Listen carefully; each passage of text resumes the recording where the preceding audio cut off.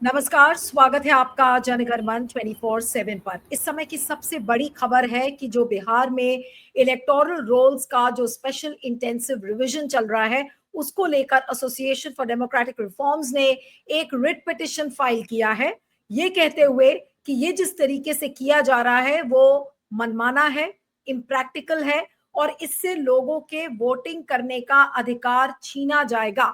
और सही बात यही है कि लाखों और करोड़ों लोगों को यह बताया जाएगा कि आप इस देश में वोट नहीं कर सकते, आप इस देश के नागरिक नहीं हैं। आखिर चुनाव आयोग को यह हक किसने दिया है? ये कौन सी ऐसी पावर्स का इस्तेमाल चुनाव आयोग करके और लोगों को अपने अधिकारों से वंचित कर रहा है? आखिर ये सब चीजों का असर क्या होगा? इस समय हमारे साथ ट्रांसपेरेंसी एक्टिविस्ट, देश की जानी मानी एक्टिविस्ट अंजलि भारद्वाज जुड़ रही हैं। अंजलि, आपका बहुत बहुत स्वागत है। Thank you so much for joining. Association for democratic reforms ने अंजलि इस पर एक रिट पिटिशन फाइल की है और जैसा कि हमने इसके पहले भी देखा है, कई चुनाव से संबंधित या चुनाव आयोग से संबंधित जो पिटिशंस हैं, या तो उनको प्रायोरिटी नहीं दी जाती, उनको वेटेज नहीं दिया जाता, या तो लास्ट मोमेंट पर लाकर कुछ ना कुछ ऐसा गोलमोल करके और उन केसेस को टाल दिया जाता है। इस केस में आपको क्या उम्मीद लग रही है? क्योंकि समय बहुत कम है, 1 महीने का समय है इस जो स्पेशल इंटेंसिव रिवीजन का, फ्रॉम 25 जून टू 25 जुलाई, और कोर्ट सब खुलेंगे, कितनी जल्दी ये टेकअप होगा मैटर, आपको क्या लगता है? देखिए नीलू, क्या होगा कोर्ट में ये तो समय बताएगा, क्योंकि इशू जो है ये बहुत ही इम्पोर्टेंट इशू है।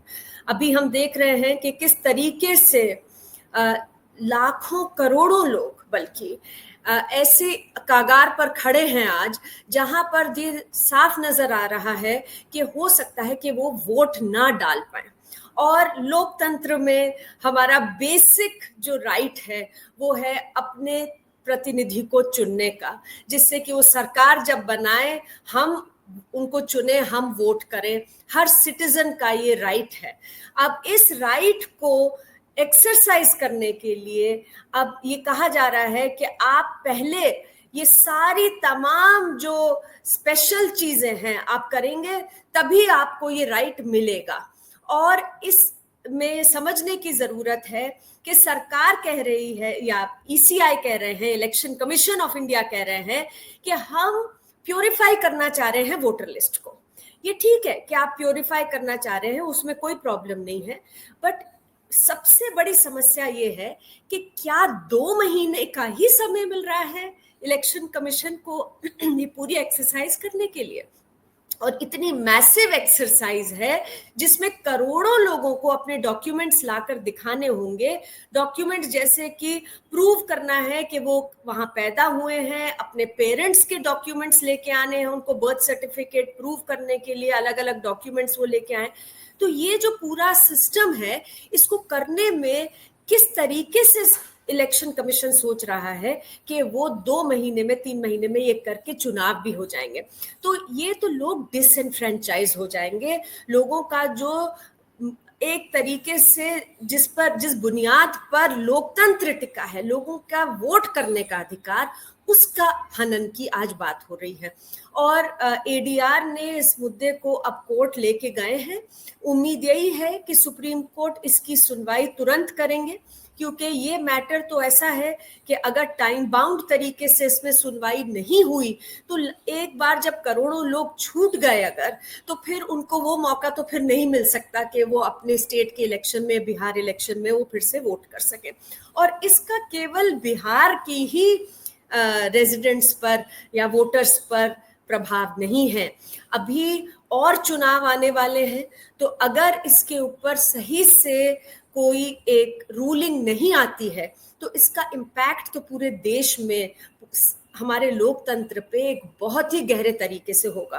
तो हमने देखा है अंजलि, इसका मतलब ये है, क्योंकि ये कहा जा रहा है कि बिहार से इस एक्सरसाइज को शुरू किया जाएगा, उसके बाद असम, केरला, तमिलनाडु, जहां जहां पर अगले साल चुनाव है वहां पर किया जाएगा, और उसके बाद जो बाकी राज्य हैं उनमें किया जाएगा। तो एक तरीके से आपका कहना ठीक है कि ये केवल बिहार नहीं बल्कि पूरे देश के लोगों के वोटिंग अधिकार छीने जाएंगे, लोगों की नागरिकता उनसे पूछी जाएगी या उनसे उनकी नागरिकता छीनी जाएगी। एक तरीके से तो ये यही है।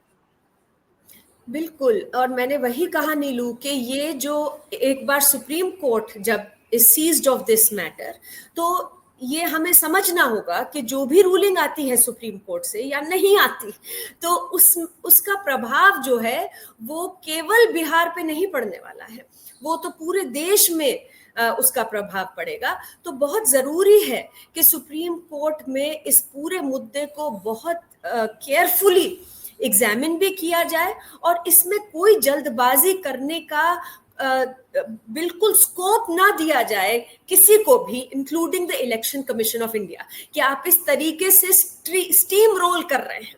देखिए क्या कह रहा है इलेक्शन कमीशन। इलेक्शन कमीशन कह रहा है कि 2003 की जो वोटर लिस्ट थी, अगर उसमें कोई एनरोल्ड थे, उनको केवल एन्यूमरेशन का फॉर्म भरना है। लेकिन अगर 7.5 करोड़ लोग हैं राज्य में, तो उसमें से ऐसे कम से कम नहीं तो लगभग 3 करोड़ लोग होंगे, 2.9 करोड़ लोग, जिनको कि अपने डॉक्यूमेंट्स लेके जाने होंगे, क्योंकि वो 2003 की लिस्ट में थे नहीं। और उन्हें अब ये कहा जा रहा है कि आपका आधार नहीं चलेगा कार्ड, आपका राशन कार्ड नहीं चलेगा, आपका वोटर कार्ड अगर पहले से बना हुआ है वो नहीं चलेगा, आपका नरेगा कार्ड नहीं चलेगा, आप तो बाकी जो लिस्ट में है वो लेके आइए दस्तावेज। अब लिस्ट में दस्तावेज क्या है? आप अगर सरकारी काम करते थे तो आपका अगर कोई पेंशन का है वो हम लेंगे, आप अगर पढ़े लिखे हैं तो 10वीं का पास का आपका सर्टिफिकेट लिया जाएगा, या फिर पैन, ये सब। अब ये सारे जो डॉक्यूमेंट्स हैं, ये जो हमारे देश में मार्जिनलाइज्ड है, पुअर कम्युनिटीज हैं, उनके पास ये डॉक्यूमेंट्स कहाँ से आएंगे? उनके पास आप ये देखिए कि साक्षरता बिहार जैसे राज्य में कितनी है। आप एनएफएचएस के, गवर्नमेंट के खुद के सर्वेस देखिए कि कितने लोगों के पास बर्थ सर्टिफिकेट है। और अगर किसी के पास बर्थ सर्टिफिकेट है, क्या उनके माता पिता के पास बर्थ सर्टिफिकेट होगा? जो इतने दशकों पहले पैदा हुए, उस समय पे कौन बनवा रहा था अपने बर्थ सर्टिफिकेट और संभाल के रख रहा था?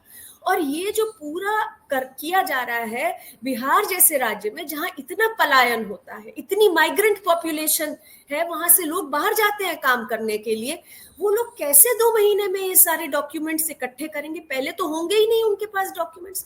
भाई अगर इलेक्शन कमीशन ऑफ इंडिया को ये प्यूरिफिकेशन की एक्सरसाइज करनी भी थी वोटर लिस्ट की, आधार तो हम सुनते आ रहे हैं तो यूनिक आईडी है हमारे देश का, कितना देश में बड़ा चला सिस्टम के आधार बन रहा है, आप सब बनवाइए, यूनिक आई कार्ड होगा। आज ये कहा जा रहा है आधार को नहीं मानेंगे, आज ये कहा जा रहा है राशन कार्ड को नहीं मानेंगे, आज ये कहा जा रहा है कि नरेगा में अगर आप है उसको नहीं मानेंगे, आपका अगर जॉब कार्ड है। तो मतलब जो लोगों के पास दस्तावेज हैं उन्हें तो कहा जा रहा है हम मानेंगे नहीं। और ऐसी लिस्ट बनाई जा रही है जो ज्यादातर, आप दलित आदिवासी कम्युनिटीज को देख लीजिए, आप देख लीजिए जो बिल्कुल हाशिए पे रहने वाली कम्युनिटीज हैं, आप देख लीजिए महिलाओं की साक्षरता पुरुषों से मोस्ट स्टेट्स में कम है, बिहार में तो डेफिनेटली कम है। आप कहाँ से कहेंगे कि एक महिला जो है अगर वो अपना 10th का पास सर्टिफिकेट नहीं लाती तो हम मानेंगे नहीं कि आपकी डेट ऑफ बर्थ क्या है, आपकी प्लेस ऑफ बर्थ क्या है, आप मतलब उनके पास आधार है, आप उसको एक्सेप्ट नहीं करें, तो मंशा क्या है? और इन सब इश्यूज में मुझे लगता है कि सुप्रीम कोर्ट को जाना पड़ेगा। Supreme court will have two way in on all of these issues कि ठीक है, इलेक्शन कमीशन ये कह सकते हैं कि हम वेरिफिकेशन ड्राइव करेंगे, लेकिन वेरिफिकेशन ड्राइव आप किस तरीके से करिएगा? और हम ये भी याद रखें, एक्चुअली एक चीज और भी है कि इतना हैरेसमेंट जो पब्लिक का चुनाव आयोग कर रहा है, और हम ये मानकर चल रहे हैं कि जिस तरीके से वॉलंटियर्स आरएसएस के इसमें जुड़ रहे हैं, आज अखिलेश यादव ने भी इसको लेकर सवाल खड़े किए कि भाई आप 3 दिन में 4 लाख वॉलंटियर्स आपने जमा कर लिए सिर्फ इसलिए कि स्पेशल इंटेंसिव रिवीजन के लिए आपको डॉक्यूमेंट्स लोगों के चेक करने हैं। सवाल ये उठता है कि क्या मोदी जी, शाह साहब, चुनाव आयोग और ये जो पूरा तंत्र है, इसकी क्या मंशा यही है कि अपने नागरिकों को तंग करो और अपने नागरिकों को ये बताओ कि आप किस तरीके से अपने देश में एक सेकंड क्लास सिटीजन की तरह आप रहेंगे अगर आप हमारे को वोट नहीं करते, अगर आप बीजेपी को वोट नहीं करेंगे तो आप सेकंड क्लास सिटीजन हैं। क्या ये धड़ल्ले से होती हुई चोरी एक चुनाव की नहीं दिखती?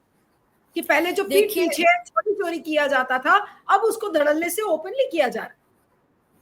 देखिए नीलू, किसी पॉलिटिकल पार्टी का मैं कोई बात नहीं कह रही, मैं तो सीधी बात कह रही हूँ। हमारे संविधान में इलेक्शन कमीशन ऑफ इंडिया को बनाया गया है कि फ्री एंड फेयर चुनाव हो, और हम अगर उस इंस्टीट्यूशन से एक्सपेक्ट करें कि वो निष्पक्षता से काम करें, वो मुझे लगता है कि सबसे जरूरी है। और आई एम श्योर कि एडीआर की भी पिटिशन मैंने अभी देखी नहीं है, उसमें भी जो सवाल हैं वो इलेक्शन कमीशन ऑफ इंडिया के ऊपर जरूर उठ रहे हैं आज देश में। और पिटिशन में भी ये सवाल तो लगातार हम लोग और आप जैसे लोग तो पूछते ही आ रहे हैं इतने सालों से, और आज से नहीं, कब से आप लोगों के पिटिशंस फाइल हुए हैं कि चुनाव आयोग से ये हम उम्मीद करते हैं कि वो फ्री एंड फेयर चुनाव कराएगा। जब चुनाव आयोग का इतना अड़ियल रवैया है, वो सुनने को तैयार नहीं है, विपक्षी दल जाते हैं, उनकी बात कोई सुनी नहीं जाती, आप लोग पिटिशंस डालते हैं, कोर्ट्स ने अपने आंखों में पट्टी बांध ली है, मुंह पर ताले लगा लिए हैं, कुछ बोलना ही नहीं है उनको, तो ऐसे चुनाव आयोग से हम क्या उम्मीद कर सकते हैं, भले ही हम कितना पिटिशन फाइल कर लें कोर्ट में। देखिए नीलू, लोकतंत्र में और एक रिपब्लिक में हम केवल इंस्टीट्यूशंस के ऊपर ही प्रेशर दबाव बना सकते हैं, क्योंकि अगर हम उम्मीद छोड़ देंगे इंस्टीट्यूशन से, चाहे वो इलेक्शन कमीशन ऑफ इंडिया हो और चाहे वो सुप्रीम कोर्ट ऑफ इंडिया हो या कोई और कोर्ट हो, तो फिर तो लोकतंत्र खत्म हो गया, यही हम समझ लें। और आज हम इस कगार पे खड़े हैं जहां पर इलेक्शन कमीशन के रवैये पे आज सवाल उठ रहे हैं, और सवाल बहुत बुनियादी है। सवाल ये है कि लोगों ने जाकर बिहार में कुछ महीने बाद, 3 महीने बाद उनको वोट करने का अधिकार होना चाहिए। अगर वो वहां के रेजिडेंट हैं, उन्हें वोट मिलनी चाहिए। उन्हें अलग अलग तरीके के, जिसे कहते हैं कि हूप्स के थ्रू नहीं दौड़ने की जरूरत पड़नी चाहिए, कि वो अपना एक बेसिक अधिकार जो है उनका, वो उसे एक्सरसाइज कर सके। और जो लोग वहां रह रहे हैं, जायज तरीके से रह रहे हैं, उनके पास अगर वो कह रहे हैं कि हमारे पास दस्तावेज हैं, हम आपको दिखा सकते हैं हमारे पास राशन कार्ड है, हम आपको दिखा सकते हैं हमारे पास आधार कार्ड है, तो उसके बावजूद अगर इन लोगों के को कहा जा रहा है अब कि नहीं, आपके हम ये सारे दस्तावेज लेंगे ही नहीं, आप तो दूसरे दस्तावेज लेके आइए, ऐसे दस्तावेज जो लोगों के पास आसानी से इस देश में होंगे ही नहीं। और फिर उन्हें कहा जाएगा कि आप पलायन करके, आप रोजी रोटी कमाने के लिए कहीं और गए हैं, तो आप वोट नहीं कर सकते। क्यों? मतलब ये कैसा सिस्टम बनाया जा रहा है, कैसी स्पेशल इंटेंसिव ड्राइव करी जा रही है।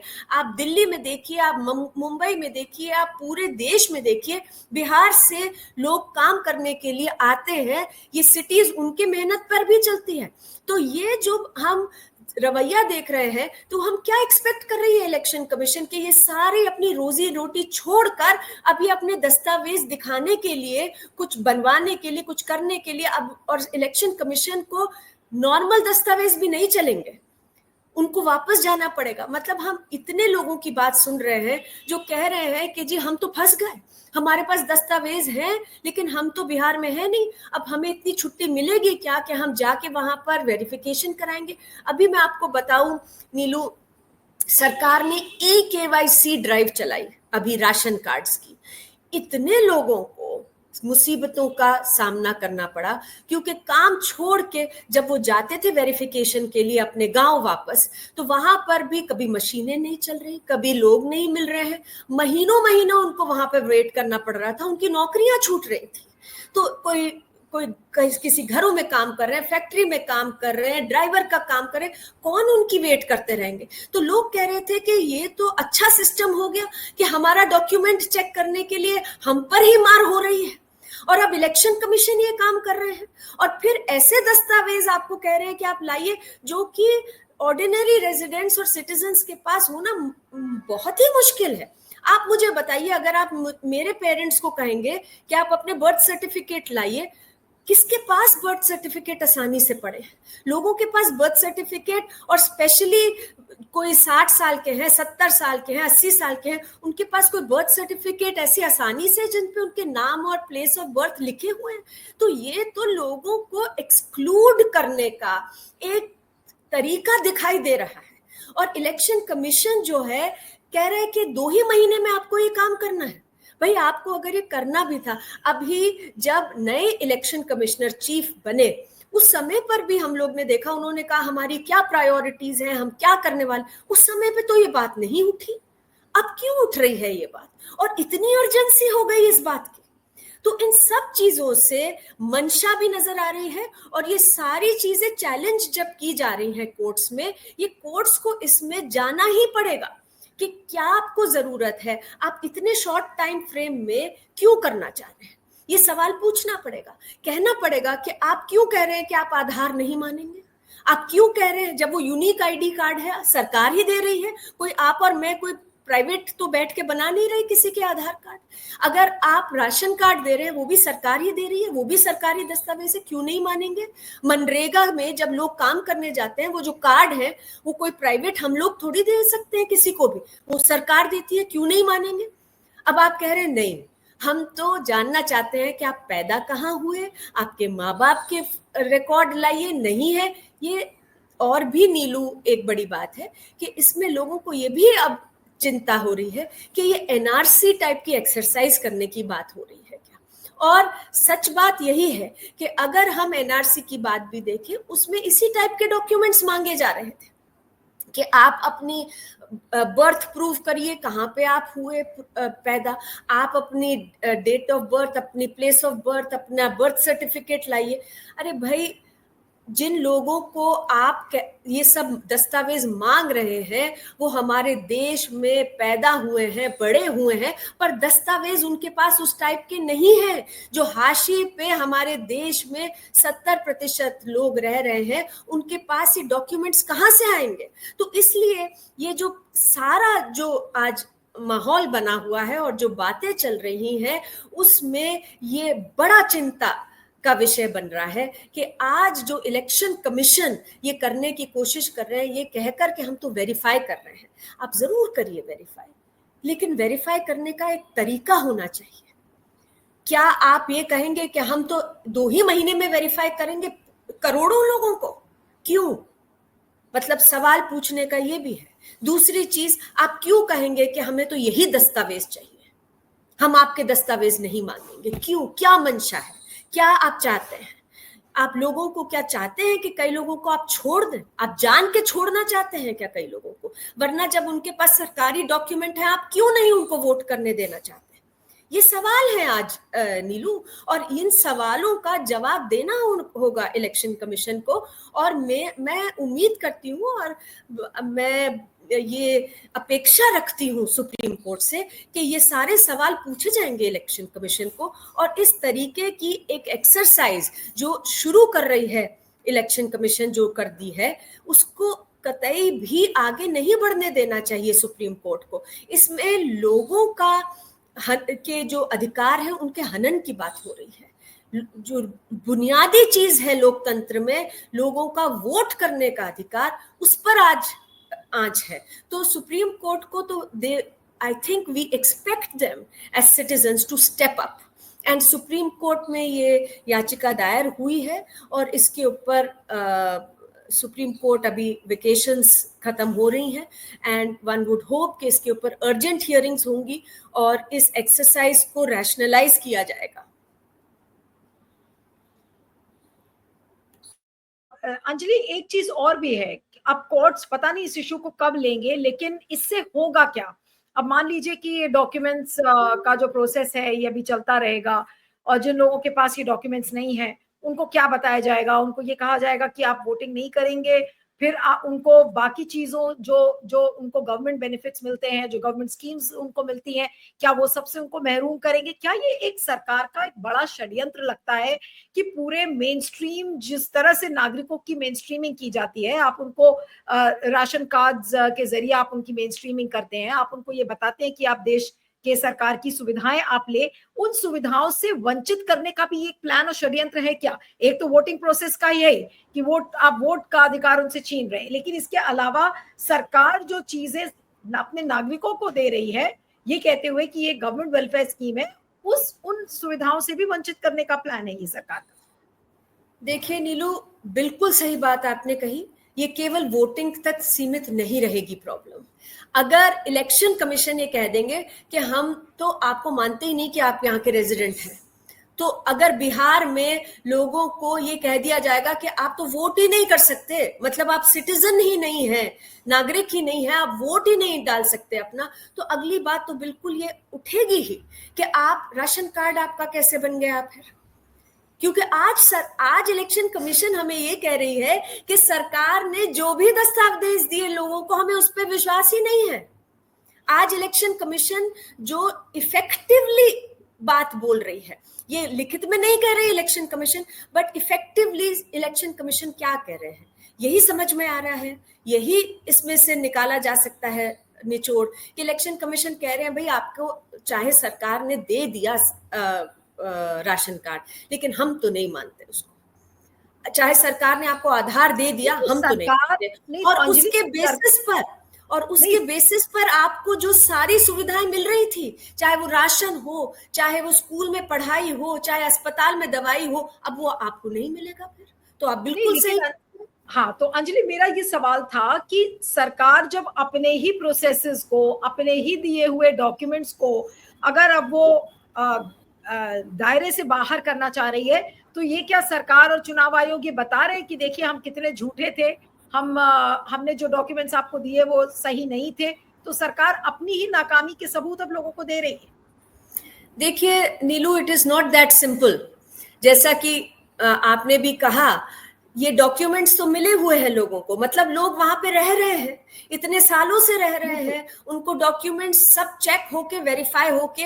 आप कोशिश करिए जाके कोई राशन कार्ड बनवाने की, आप कोशिश करिए आधार कार्ड बनवाने की, कितना मुश्किल होता है। कोई आप सोचिए कि आप किसी गांव में रहते हैं, रिमोट एरिया में, कितनी मेहनत लगती है लोगों को, कितने डॉक्यूमेंट्स देने पड़ते हैं कि वो बनवा सके अपने डॉक्यूमेंट्स। और अब ये कहा जा रहा है कि नहीं, उनसे हमें मतलब नहीं है, उनको हम मानेंगे नहीं, आप तो अपना कोई और डॉक्यूमेंट लेके आइए, आप तो अपना 10वीं का पास का सर्टिफिकेट लेके आइए, आप तो अपना पेंशन का कोई अरे किसी के पास सरकारी नौकरी थी ही नहीं तो वो पेंशन की कहाँ से लेके आएंगे प्रूफ। अगर उनको 10वीं पास वो कर ही नहीं पाए, वो इस गरीबी में रहते हैं, हाशिए पे रहते हैं, तो वो कहाँ से लाएंगे वो प्रूफ। तो मतलब आज इलेक्शन कमीशन क्या बात कर रहे हैं, आज ये सवाल है। और क्यों कर रहे हैं? ऐसा नहीं है कि अगर आप और हम समझ सकते हैं ये बात, तो इलेक्शन कमीशन में बैठे लोग नहीं समझ रहे, ऐसा नहीं है। तो ये जो पूरी बात है, इसीलिए आज सवाल ये उठा है कि क्या कुछ समुदाय के लोगों को, चाहे वो दलित कम्युनिटी के लोग हों, चाहे आदिवासी कम्युनिटी के लोग हों, चाहे मुस्लिम कम्युनिटी के लोग हों, जहां पर यहाँ महिलाएं हों जो कि हाशिए पर रहते हैं, जो कि ज्यादा मार्जिनलाइज्ड हैं, जो कि गरीबी में रहते हैं, क्या उनको बाहर करने का ये सिस्टम बनाया जा रहा है? और बाहर केवल, जैसा आपने कहा, ये सिर्फ वोटिंग से बाहर नहीं होने की बात हो रही, ये तो पूरे सिस्टम से बात हो जाएगी। क्योंकि एक बार इलेक्शन कमीशन कह देंगे आप वोट नहीं कर सकते, तो सवाल इमीडिएटली होगा कि आपका राशन कार्ड कैसे चल सकता है, आपका आधार कार्ड जिसको आप इस्तेमाल करके स्कूल में जा रहे हैं, आप महिला हैं, अस्पताल में जा रही हैं, आप कैसे यूज कर सकते हैं? तो ये तो मतलब उनके पूरे वजूद को, उनकी पूरी आइडेंटिटी पे सवाल उठ जाएगा नीलू। नहीं, बिल्कुल, चुनाव चुराने का तो ये हथकंडा लगता ही है, लेकिन अगर ये वोटिंग राइट्स के बियॉन्ड भी जाती हैं ये चीजें, और एक नहीं बल्कि कई स्टेट्स में ऐसा हो रहा है, तो सरकार को इससे क्या लाभ हो रहा है? ये मेरा आखिरी सवाल है आपको जी। देखिए, ऐसी सी जब चीज होती है, उसमें जो रूलिंग पार्टी है उसको, वो तो मतलब सवाल यही उठता है कि उनको क्या लाभ है जो आप कह रही हैं। और लाभ तो बहुत सारे हो सकते हैं। अगर कुछ स्पेसिफिक समुदाय के लोग जो हैं, अगर वो वोट नहीं कर सकते, वो ऐसे लोग होते हैं जो कि रूलिंग पार्टी को वोट नहीं कर रहे, तो वो आ ही नहीं पाएंगे वोट करने के लिए। तो मतलब अगर 100 में से 40 लोग ऐसे हैं जो कि रूलिंग पार्टी को वोट करने वाले हैं, और 60 लोग ऐसे हैं जो रूलिंग पार्टी को वोट नहीं करने वाले हैं, तो आप अगर, और किसी और को वोट करने वाले हैं, अब अगर उनमें से 40 लोग अब वोट ही नहीं कर पाएंगे, तो फिर फायदा किसको हुआ? वो तो रूलिंग पार्टी को फायदा हो ही जाएगा। तो ये जो बात है, ये तो सबसे भयानक सवाल उठ ही रहा है आज कि भाई ये फायदा किसके फायदे की है। देखिए, लोकतंत्र में तो सीधी बात है नीलू, लोगों के फायदे के लिए काम होना चाहिए, पब्लिक इंटरेस्ट में काम होना चाहिए। इलेक्शन कमीशन को सैलरी मिलती है कमिश्नर्स को कि लोगों के हित में काम करें, उनको किसी पार्टी के हित में काम करने के लिए सैलरी नहीं मिलती, उन्हें नियुक्ति नहीं की जाती उनकी, इसलिए वो जनता के नौकर हैं। और बात सीधी यही है कि आज अगर इस तरीके की ड्राइव करी जा रही है, ये तो पब्लिक इंटरेस्ट में है नहीं, ये जन हित में नहीं है। तो सवाल ये उठेगा कि ये किसके हित में है, कहीं ये रूलिंग पार्टी के हित में तो नहीं है। और ये सवाल का जवाब जो है वो इलेक्शन कमीशन को देना ही होगा, क्योंकि आप ये सोचिए कि चुनाव आप कराते रहिए, अगर इलेक्शन कमीशन में लोगों का विश्वास खत्म हो जाएगा, अगर इलेक्शन कमीशन में और इलेक्शन के प्रोसेस में लोगों का विश्वास खत्म हो जाएगा, तो कोई भी चुनाव जीत जाए, कितने भी चुनाव करा लीजिए, कोई फायदा नहीं है, लोकतंत्र खत्म। तो मैं तो कहूंगी कि इलेक्शन कमीशन को ये समझना चाहिए अभी भी कि आप इस तरीके की ड्राइव कतई मत करिए। ये इलेक्शन कमीशन की जो पूरी छवि है उसके ऊपर बहुत बड़ा दाग लगाने का इसका पोटेंशियल है। और एक बड़ा सवाल उठ रहा है आज देश में कि इलेक्शन कमीशन आखिर इस तरीके की ड्राइव क्यों कर रहे हैं। कोई ये नहीं कह रहा कि इलेक्शन कमीशन वेरीफाई ना करे वोटर को, सब मानते हैं कि आपका अधिकार है, आप करिए, लेकिन आप इस तरीके से क्यों कर रहे हैं वेरीफाई कि इतने शॉर्ट टाइम में करेंगे जिससे कि करोड़ों लोग तो पहुंच ही ना पाए। आप इतने शॉर्ट टाइम में कर रहे हैं और ऐसे डॉक्यूमेंट्स मांग रहे हैं जो समुदायों के पास है ही नहीं, महिलाओं के पास बड़ी तादाद में नहीं है, बुजुर्गों के पास नहीं है, आदिवासी दलितों के पास नहीं है, बहुत सारी और हाशिए पे रहने वाली कम्युनिटीज है, मुस्लिम समुदाय, दूसरे समुदाय जिनके पास नहीं है। तो ये छूट जाएंगे। आप इस तरीके से ड्राइव क्यों कर रहे हैं, आपकी मंशा क्या है, क्या आप किसी पार्टी को मदद करने की कोशिश कर रहे हैं, ये सवाल तो नेचुरल उठेगा नीलू। और मुझे तो डर सबसे ज्यादा ये लगता है कि देखिए ये शॉर्ट टर्म बातें होती हैं, सरकारें आती हैं और सरकारें जाती हैं, लेकिन अगर लोकतंत्र में लोगों का विश्वास चुनाव से उठ जाए, चुनावी प्रक्रिया से उठ जाए, चुनाव आयोग से उठ जाए, जो रेफरी है जिसका काम है चुनाव कराना, तो फिर तो लोकतंत्र क्या रह जाएगा, सब कुछ ट्रस्ट पे टिका है। और इलेक्शन कमीशन को ये समझना चाहिए। और मैं उम्मीद करती हूँ कि अगर इलेक्शन कमीशन इस पर रोल बैक नहीं करते तो सुप्रीम कोर्ट जैसे ही खुलेगा कोर्ट इस याचिका को लेंगे, इसको टेकअप करेंगे और इसके अंदर याचिका के अंदर हियरिंग करके, उस पर हियरिंग करके इस ड्राइव को रोकेंगे कि आपको वेरिफिकेशन करनी भी है, इलेक्शन कमीशन को कहेंगे तो ये तरीका नहीं है। आप सरकारी दस्तावेजों को परे रखकर ये नहीं कह सकते कि अब हम नए दस्तावेज बताएंगे जो आप लेके आइए। तो ये मुझे लगता है कि बहुत जरूरी है, वरना चुनाव और लोकतंत्र में लोगों का जो विश्वास है वो पूरी तरह से डगमगाएगा।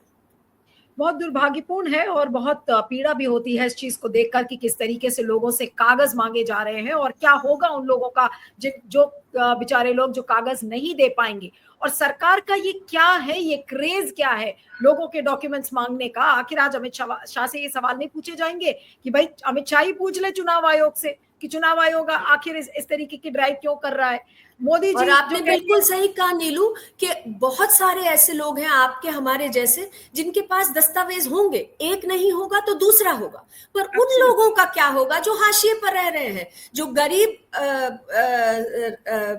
समुदाय से हैं या किसी वंचित समुदाय से हैं, क्या उनको अधिकार अब इस देश में नहीं देना चाहते हम वोटिंग का? नहीं, बिल्कुल। आज चलते चलते यही सवाल मैं प्रधानमंत्री नरेंद्र मोदी से पूछ रही हूँ कि प्रधानमंत्री मोदी तो पूछ सकते हैं ना चुनाव आयोग से कि इतना बेतुका, इतना मनमाना एक स्पेशल इंटेंसिव रिवीजन के नाम पर ये क्या हो रहा है। बिहार की जनता से वोट मांगने के लिए मोदी जी जाएंगे, लेकिन बिहार की जनता का दर्द इस समय क्या मोदी जी को नजर आ रहा है कि आज किस तरीके का हैरेसमेंट उस बिहार की जनता का हो रहा है। और उसके बाद और भी कई राज्य होंगे जहां पर इस तरीके से लोगों से डॉक्यूमेंट्स मांगे जाएंगे और दस्तावेज के नाम पर उनको नागरिकता से बाहर किया जाएगा, उनके वोट के अधिकार छीने जाएंगे। ये हमारे प्रधानमंत्री क्या कर रहे हैं? वो तो ये कह रहे हैं ना कि मैं तो प्रधान सेवक हूं और हर एक व्यक्ति का दर्द मैं समझता हूं। आज प्रधानमंत्री सवाल क्यों नहीं पूछ रहे? आज इसी सवाल के साथ मैं इस कार्यक्रम को खत्म करती हूँ। आपका बहुत बहुत शुक्रिया Anjali. Thank you so much for joining. शुक्रिया।